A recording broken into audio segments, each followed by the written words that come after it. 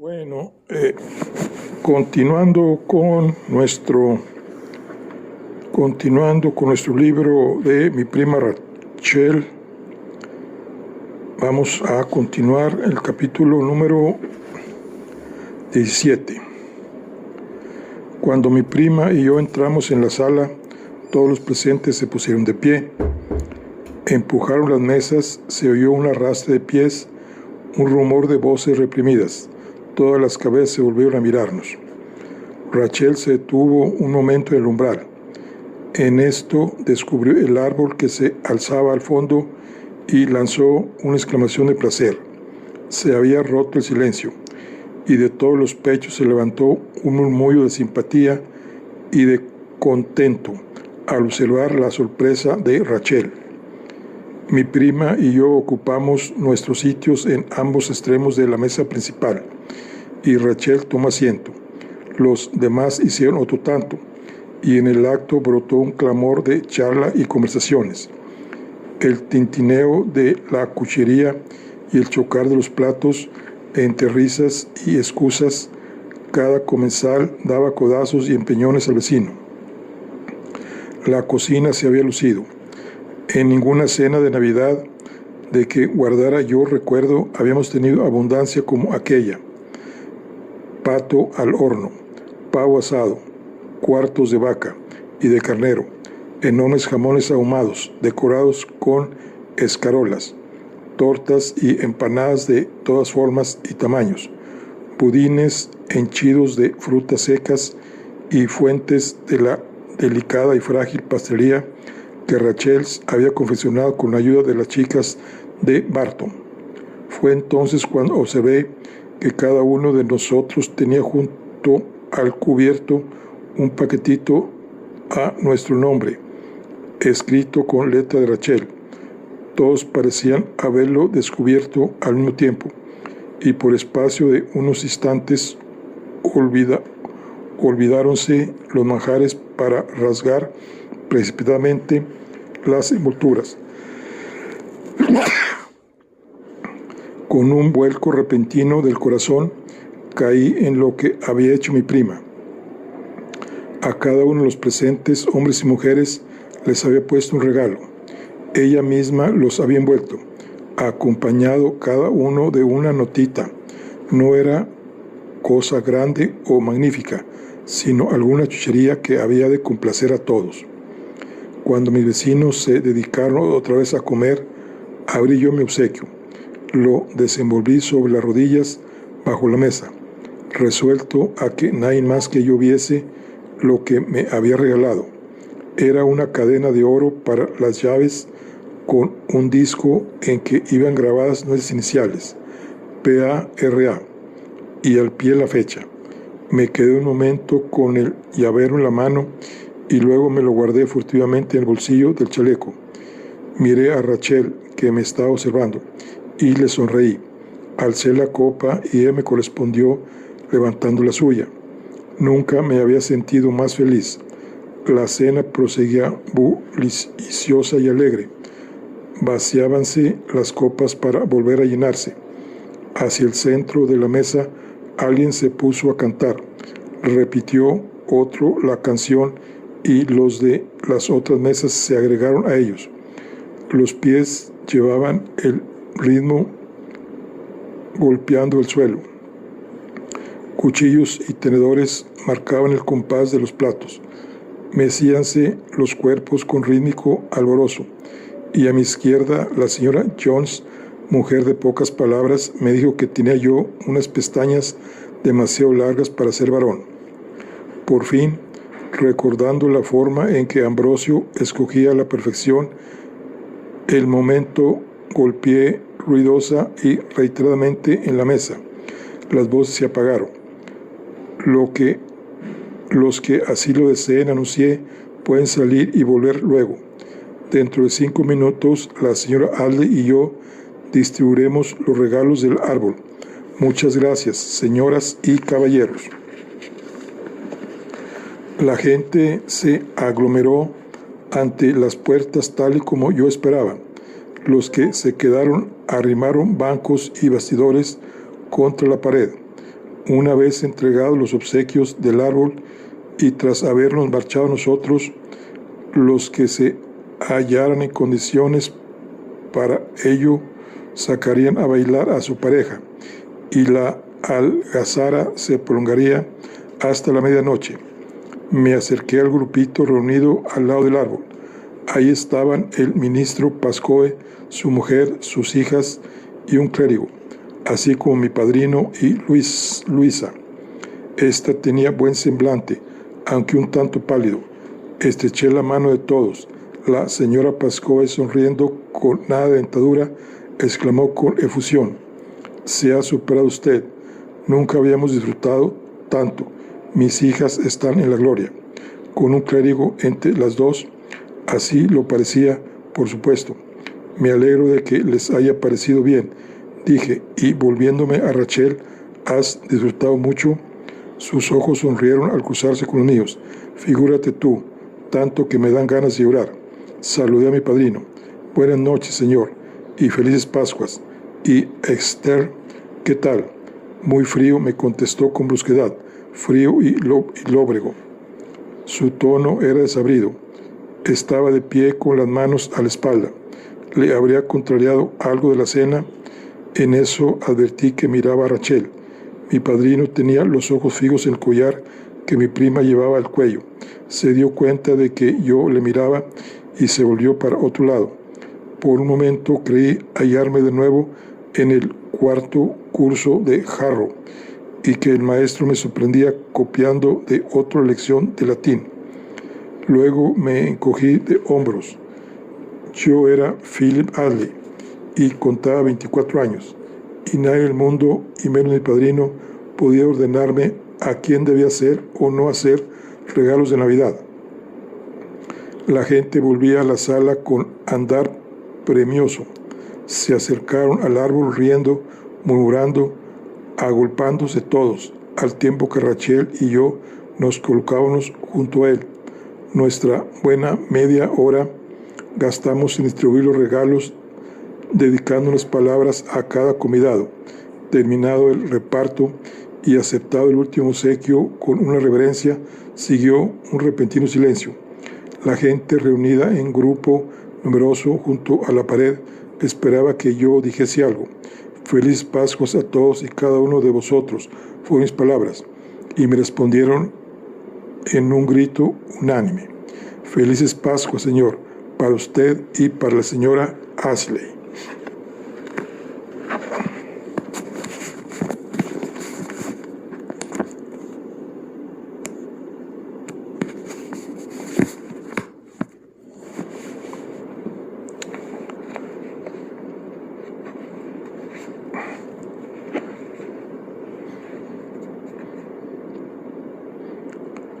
Sonreí yo, y ofreciendo el brazo a Rachel, salí con ella de la larga sala y nos encaminamos a la casa.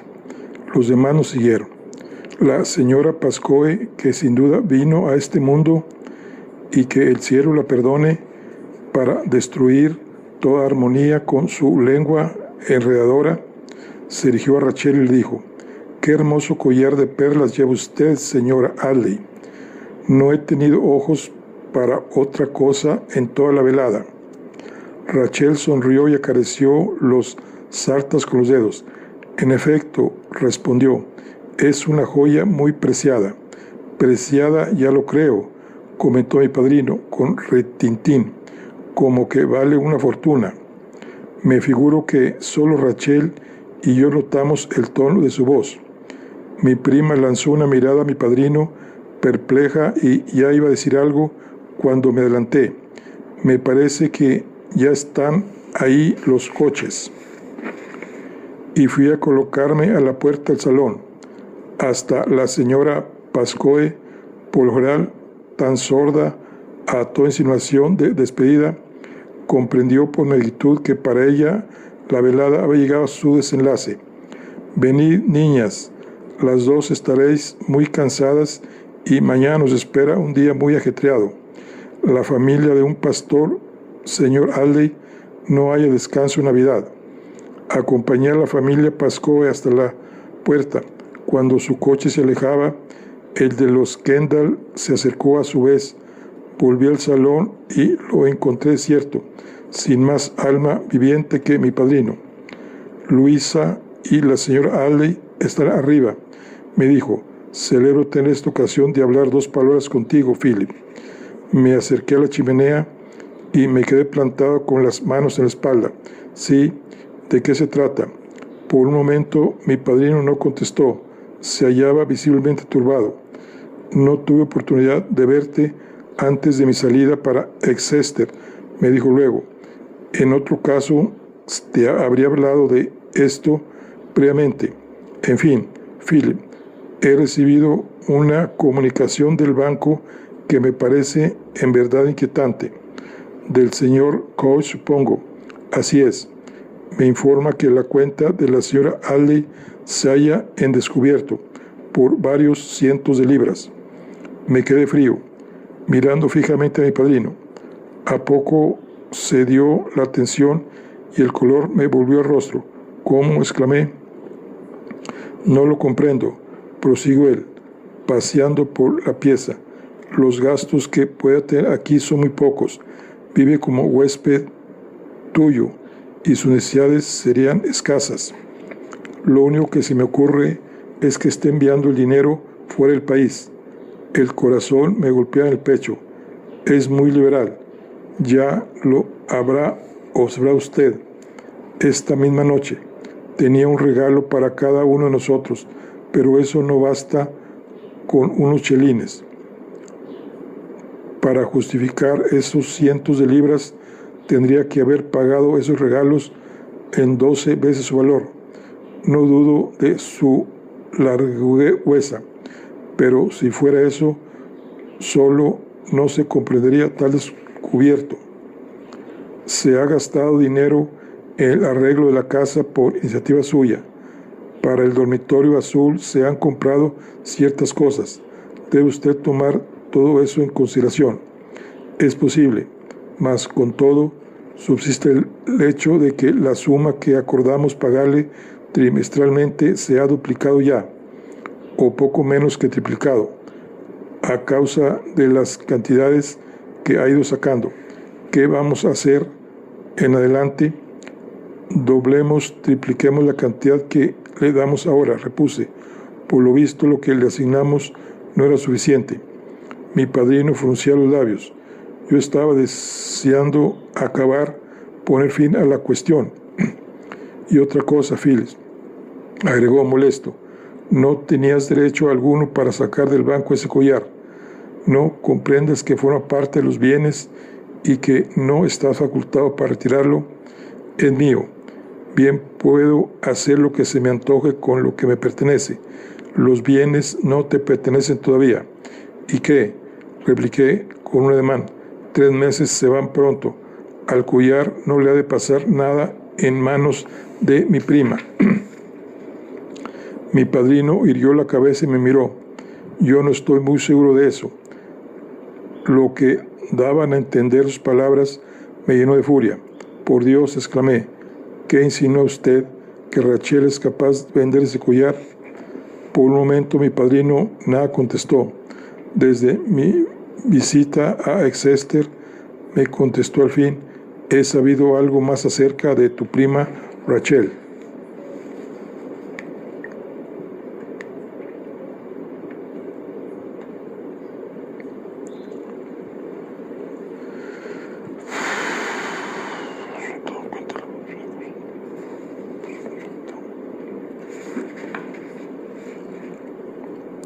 ¿Qué diablos quiere decir? Desvió la mirada hacia la puerta y de nuevo la volvió a mí. Tropecé casualmente con algunos viejos amigos. Continuó. Gente desconocida para ti, muy dada a viajar. Parece ser que esos amigos conocieron a tu prima cuando vivía con su primer marido, Sanguinetti. Y bien, ambos eran bastante conocidos por su prodigalidad desenfrenada, como también debo añadir, por su vida licenciosa. El duelo en que Sanguinetti perdió la vida tuvo lugar a causa de otro hombre. Mis amigos decían que cuando se enteraron del matrimonio de Ambrosio Ashley con la condesa Sangaletti se quedaron consternados y que habían vaticinado que la condesa despilfarraría la fortuna entera de Ambrosio en pocos meses. Lo siento mucho, Philip, pero tales noticias me alarmaron profundamente. Y comenzó a pasear por la sala. Nunca me figuré que usted pudiera rebajarse a prestar oídos a las habladurías de unos viajeros. Le reproché. ¿Quién es esa gente después de todo? ¿Cómo se atreven a propalar tales chismes sobre lo sucedido hace más de 10 años? Ya no repares en eso. Lo que ahora me preocupa es el collar. Lo lamento, pero como tutor tuyo por 3 meses todavía tengo que pedirte que le digas a tu prima que te devuelva el collar. Lo haré depositar de nuevo en el banco con el resto de las joyas. Que devuelva el collar. ¿Cómo es posible que haga yo tal cosa? Se lo he dado esta misma noche como regalo de Navidad. Vamos, Phyllis, agregó, cambiando de tono. Eres muy joven, muy impresionable, y comprendo muy bien que hayas querido obsequiar a tu prima con alguna muestra de tu estimación. Sin embargo, las joyas de la familia son algo más que eso. En el calor de nuestra discusión, no habíamos percibido el crujir de los vestidos en la escalera. Era ya demasiado tarde. Rachel, seguida por Luisa, se hallaba en el umbral. Ahí estaba parada, mirando a mi padrino que seguía encarado conmigo en mitad del salón. Perdónenme, terció Rachel. He ido sin poder evitarlo. Lo que acaban de decir. Por favor, no quiero que ninguno de ustedes se incomode por mi causa. Ha sido una amabilidad muy grande por parte de Phyllis al dejarme lucir las perlas esta noche. Y usted, señor Kendall, tiene sobrada razón al pedir que se las devuelva. Aquí las tiene usted. Rachel se quitó el collar y se lo entregó a mi padrino. Este tuvo la gentileza de mostrarse confundido, aunque al propio tiempo aliviado. Observé que Luisa me miraba compadecida y me volví para otro lado. Gracias, señora Ashley, dijo mi padrino, a su manera brusca.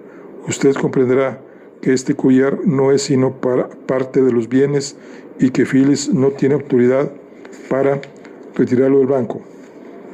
Fue un acto imprudente y reflexivo, pero así son los jóvenes, amigos de hacer su santa voluntad. Lo comprendo perfectamente, respondió ella. No se hable más del asunto. Mi padrino sacó un pañuelo del bolsillo y con gran cuidado puso en él el collar. Y ahora concluyó, me parece que Luisa y yo vamos a darles las buenas noches. Gracias, Philip, por una cena tan deliciosa, tan magnífica. Les deseo a los dos felices Pascuas. Yo no contesté. Salí al vestíbulo, me tuve en la puerta principal y, sin decir palabra, ayudé a Luisa a subir al carruaje. Luisa me apretó la mano, pero yo estaba demasiado conturbado para corresponderle. Mi padrino subió al lado de su hija y emprendieron la marcha. Volví despacio al salón. Ahí encontré a Rachel contemplando el fuego. Me detuve a mirarla sin proferir palabra, colérico, desdichado. Al verme mi prima me tendió los brazos y me acerqué a ella. Tenía yo el corazón harto oprimido para acertar a hablar. No, Phyllis, me dijo con aquel tierno acento que era prenda de su afabilidad innata. No debes tomarlo tan a pecho, te lo ruego. Estoy muy ufana de haberlo lucido por esta única vez. En fin, nos han estropeado la velada, observé. La noche entera, toda la Navidad, todo ha sido en balde. Rachel me abrazó estrechamente y se rió. Eres como un niño que corriese en mi busca con las manos vacías. Pobrecito Phillips. Yo me desasí y apartándome la miré. No soy ya un niño. Tengo 25 años, menos esos 3 mesecitos dichosos. Mi madre llevó esas perlas el día de su boda.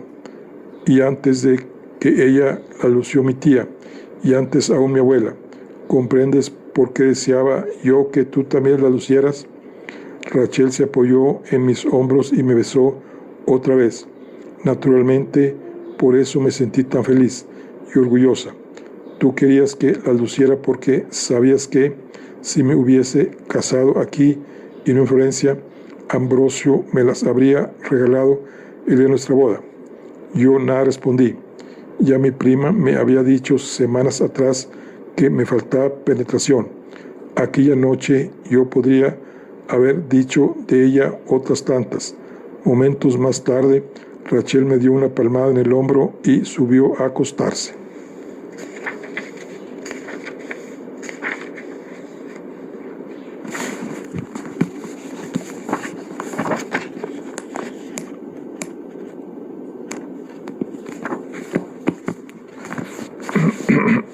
Sí.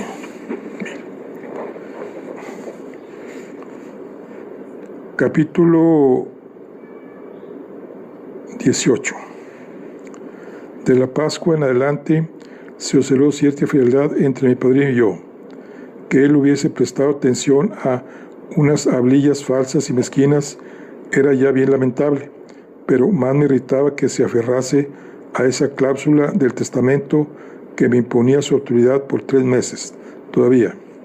¿Qué importaba que Rachel hubiese gastado más de lo previsto por nosotros? Ignorábamos sus necesidades. Ni Ambrosio ni mi padrino habían comprendido qué clase de vida se hace en Florencia. Mi prima podría ser manirrota, pero ¿era eso una falta tan grave?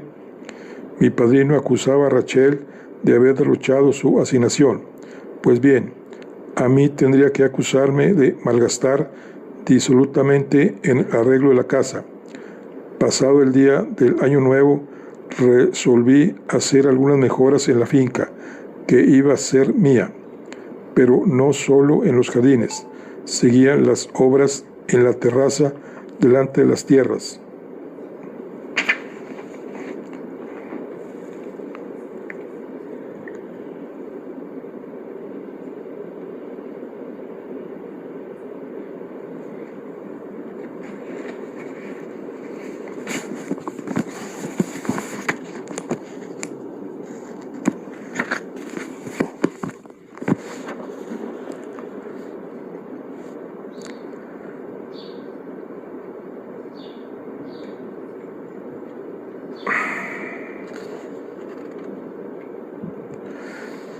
Pero no solo en los jardines, seguían las obras en la terraza delante de las tierras de Barton, así como en los terrenos contiguos donde había de asentarse el jardín acuático copiado de la estampa del libro de Rachel.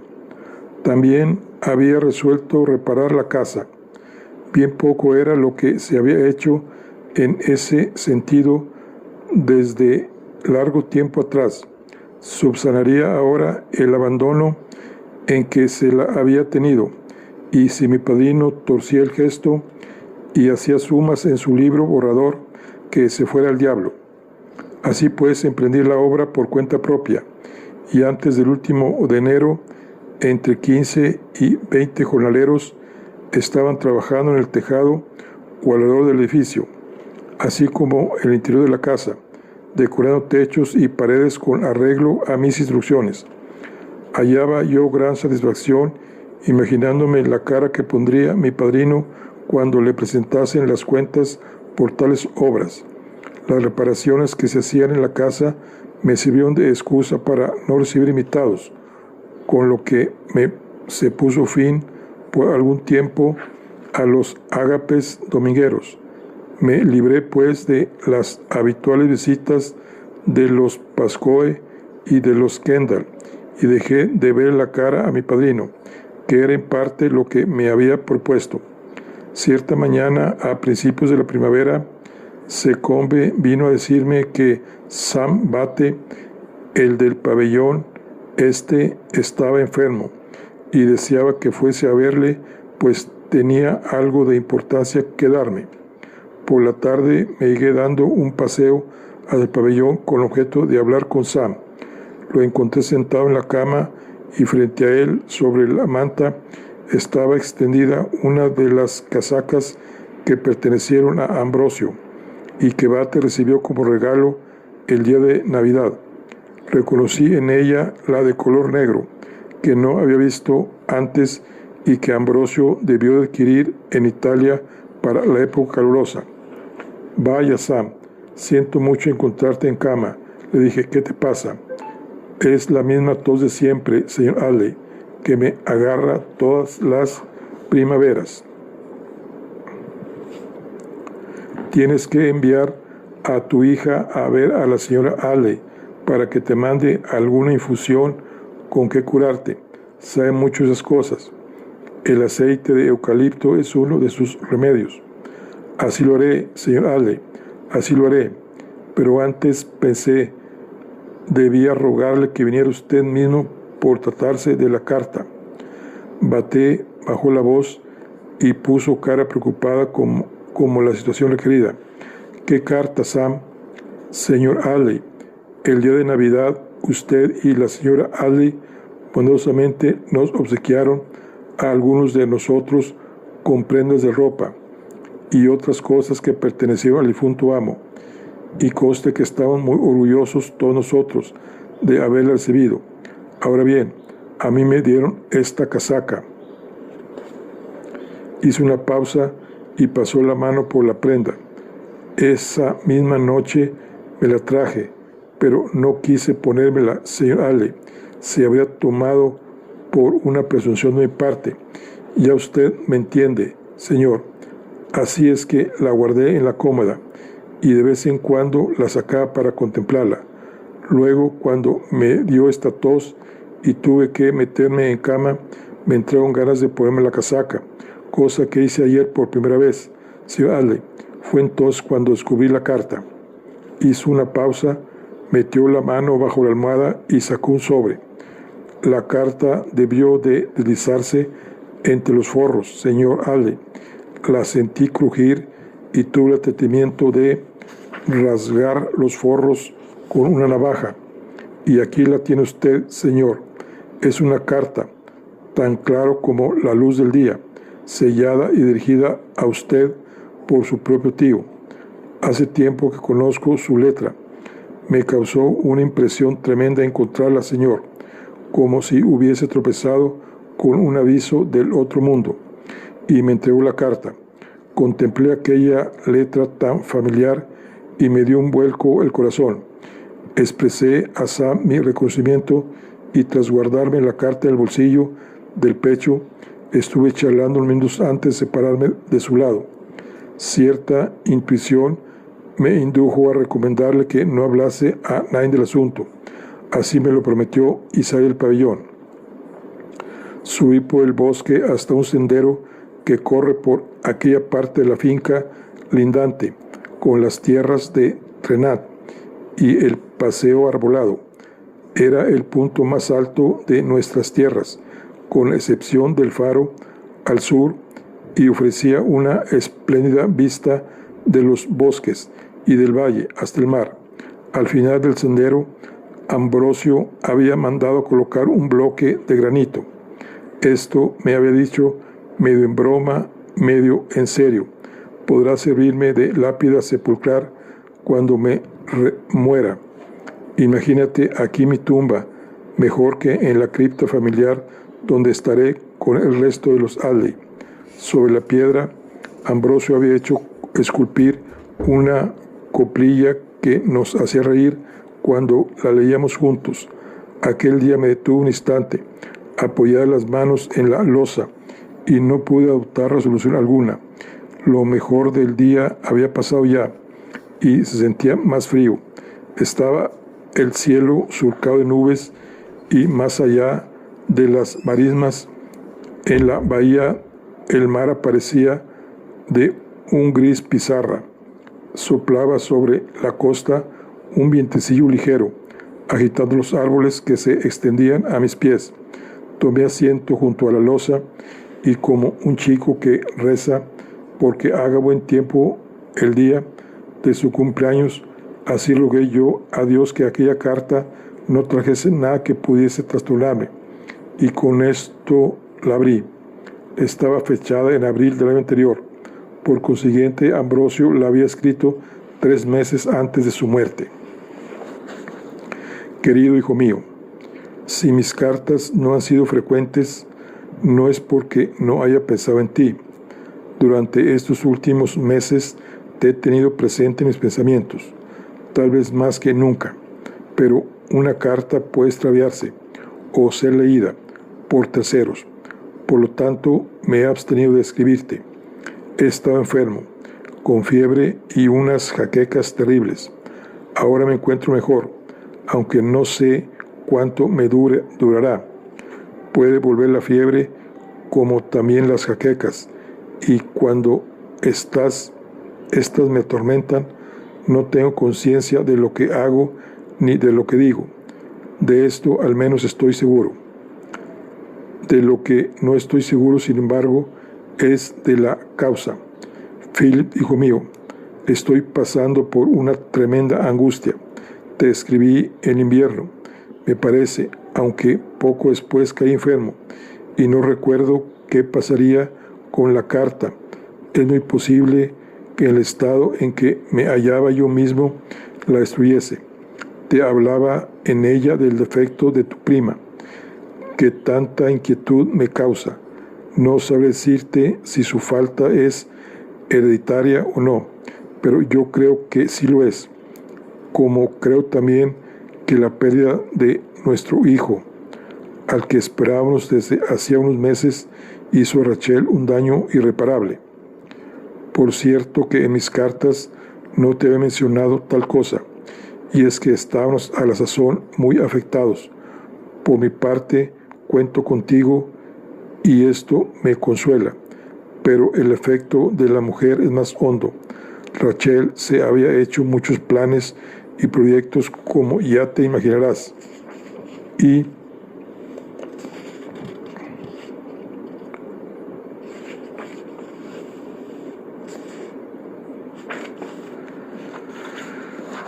cuando a los 4 meses y medio todo ello resultó en vano y le dijo el médico que no podría tener más hijos, su aflicción fue inmensa. Podría jurar que su carácter ha cambiado desde entonces.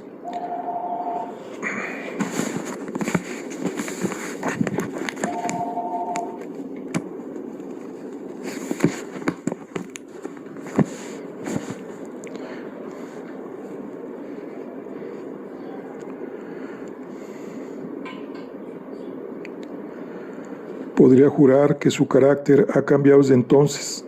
Su irreflexión en lo que hace al dinero se fue acentuando y descubrí en ella cierta propensión al disimulo, a la mentira, así como a alejarse de mí, propensión complementaria opuesta a lo afectuoso de su índole cuando nos casamos.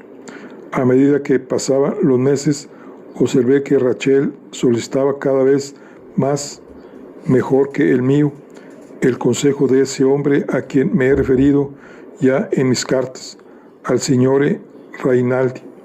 Me figuro que este hombre ejerce un pernicioso influjo sobre ella. Tengo la sospecha de que ha vivido enamorado de Rachel desde hace muchos años, desde antes incluso de morir Sangaletti.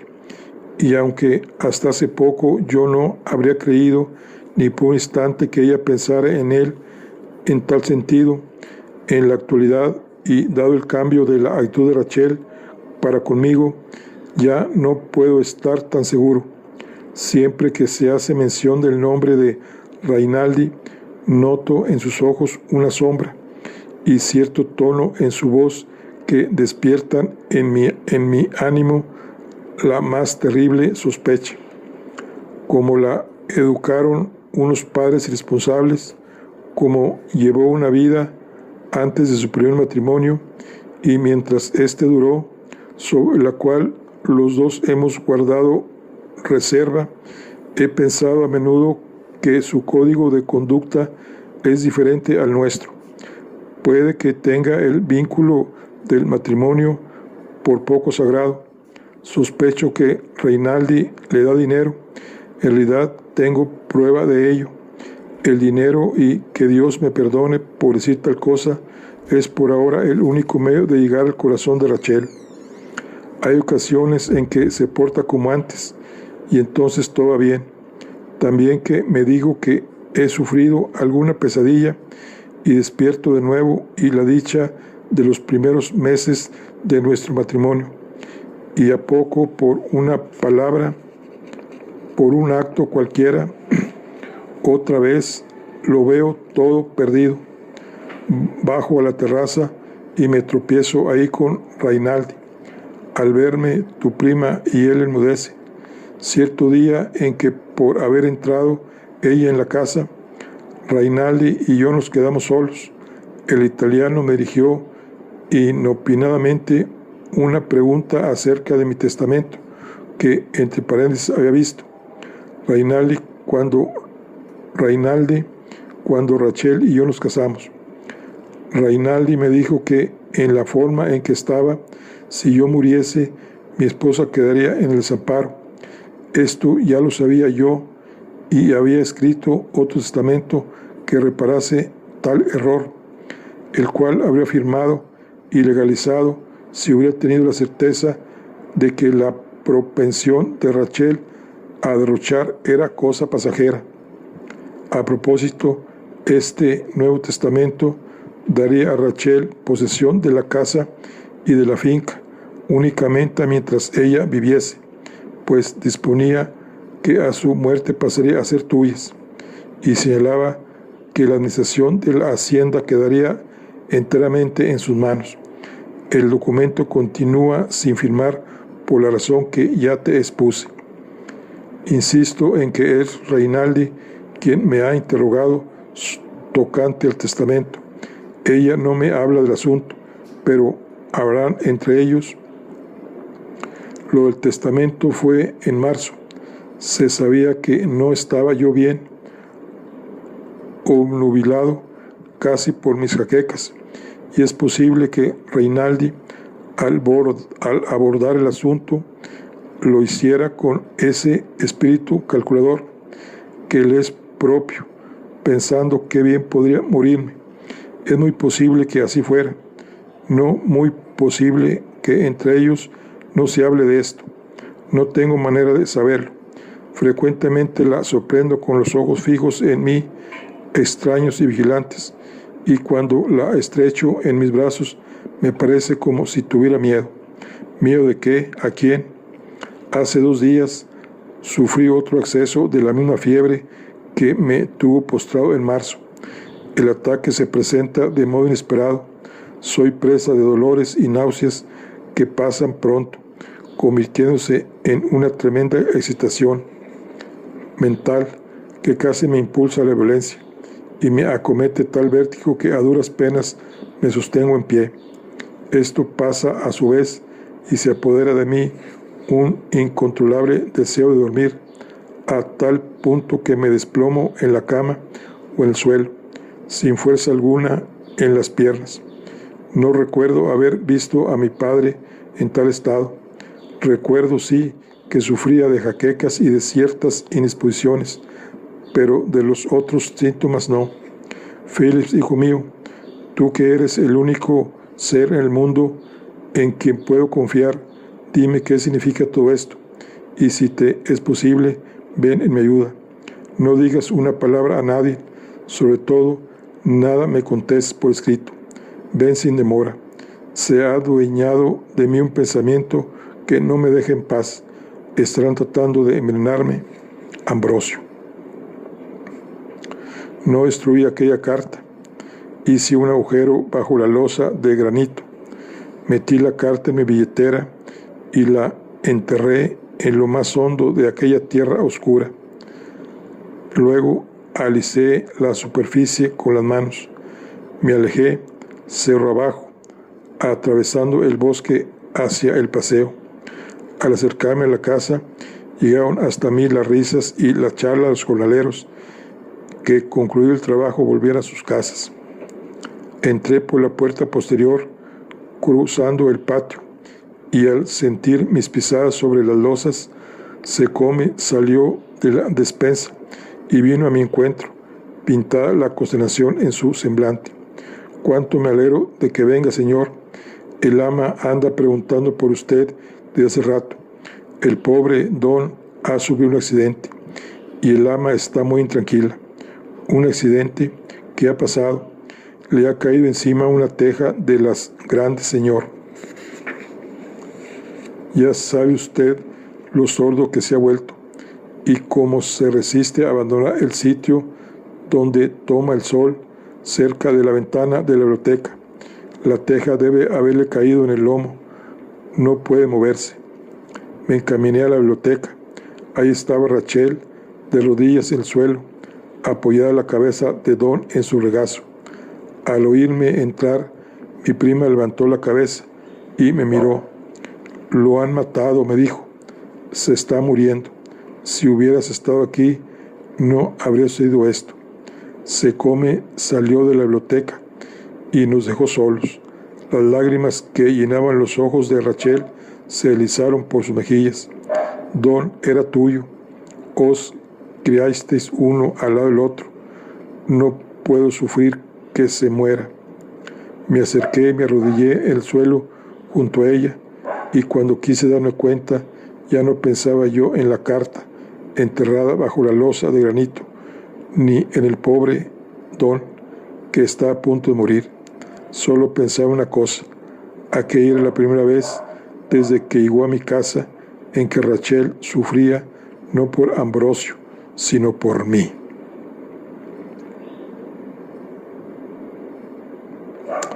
Bueno, aquí concluimos la charla del día de hoy. Nos vemos en la siguiente.